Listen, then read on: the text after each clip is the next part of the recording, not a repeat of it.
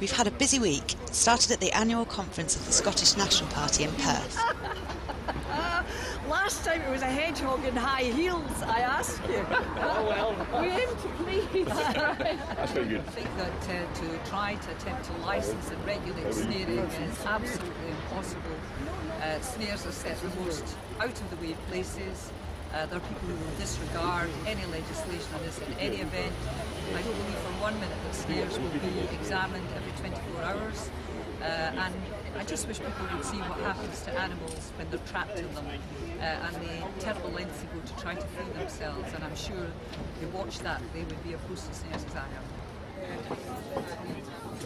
I chair the cross-party group in animal welfare, and it is a mixed bunch, isn't it, George? I mean, we have people from the gamekeepers and people from farms and vets and people who campaign on behalf of various particular species, and we also have one kind and Dogs Trust and so on. So that's how it's always going to be in animal welfare issues, and sometimes it's going to have to be a compromise. But I am absolutely, nobody has to persuade me to break ranks on this. I am absolutely convinced, and I'm glad I'm not watching the film because I've seen the one in the Badgers and I can't look at pictures of it. I know I'm a coward, I just get upset. And there's nothing wrong with that, to get upset at things to make you have a political view. That's sometimes far better than your head trying to convince you otherwise. That snaring is absolutely inhumane. It cannot be regulated.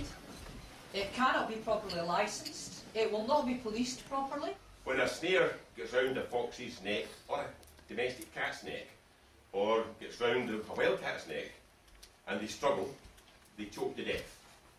On average, they'll choke to death in 4 hours. And of course, the snarers are supposed to check the snares every 24 hours. They're going to kill them anyway, so it doesn't matter much whether they're dead or not when they get there. What is worrying is that they allow this situation to continue. In Europe, only Britain, Spain, France, Belgium and Ireland are the countries where snares are allowed to be laid. Nobody else.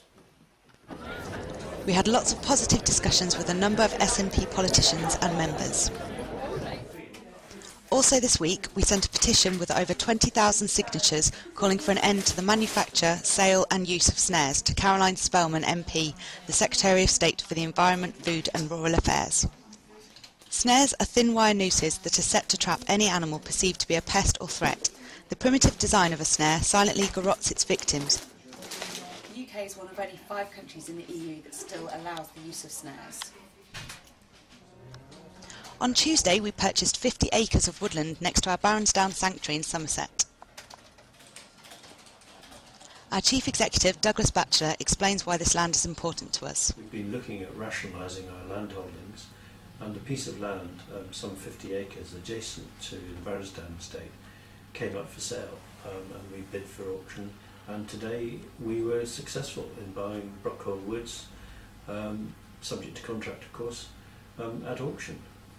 This will make a very important addition to the Baronsdown estate and extend the amount of sanctuary that we provide for deer and other hunted animals in the area.